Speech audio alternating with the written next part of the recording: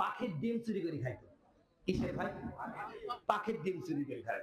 তো ওই পাখির মানে ওই লোকের বাড়ির সামনে একটা গাছ আছে, ওই গাছে একটা পাখির বাসা করছে। এই যখনই ডিম পাড়ে ওই লোক টুক করে উঠে ওই ডিম খাই ফেলে।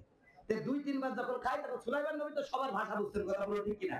তো সুলাইমান নবীর কাছে যে বলছেন যে হুজুর, এই যে আপনার অভক উম্মত আছে, আমি ডিম পারলেই চুরি করে খাই।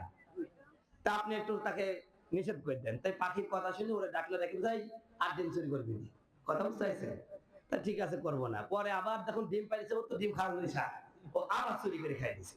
তো পাখি এসে বলছে আপনি কি করলেন? আপনার কথা তো শুনেই না।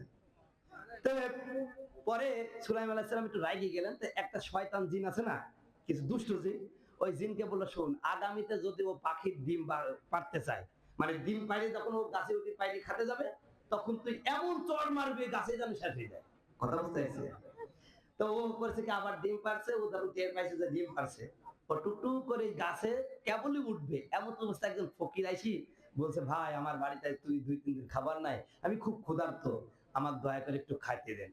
তখন ও গাছে উঠা বাদ দিয়ে বাড়িতে এসে এক মুঠ খাবার ওরে দিয়েছে, দিয়ে এবার গাছে উঠছে। এইবার গাছে যখন উঠছে ওই যে পিছনে যে শয়তান ছিল ও এরা মারবে, আর আল্লাহর পক্ষ থেকে দুইজন ফেরেশতা এসে ওরে ধরে রেখেছে, ওরে আর মারতে দেয় না। ও টুক করে উঠি সে ডিম খাই ফেলেছে। এবার নবী সুলাইমানের কাছে পাখি এসে বলছে আবার তো ডিম খাইছে। এবার নবী আলাইহিস সালাম ওই জিনকে ডাকবে, এই তোরে কি দায়িত্ব দিলাম, কি করলি? কয় আল্লাহর নবী, আমি তোরে মারার জন্য প্রস্তুতি নিয়েছিলাম, মাইরিও দিব, হঠাৎ করে দুই ফেরেশতা এসে তারে মারতে দিল না। এবার ওই লোককে জিজ্ঞেস করলো, কি বাবা তুমি কিছু কাজ করছো? কয় হুজুর আমি কিছুই করিনি, তবে আমি যখন ডিম পাড়তে যাবো এই সময় এক লোক এসে খাবার চাইলে একটু দিয়ে দিয়েছি। আল্লাহর নবী সুলাইমান বললেন, তোর এই ধানের বরকতে বেঁচে গেছে। সুবহানাল্লাহ বলে। তো এই জন্য আমার বন্ধুগণ, আমার ভাইরা, ইন্না সাদাকাতা তারাদ্দুল বালা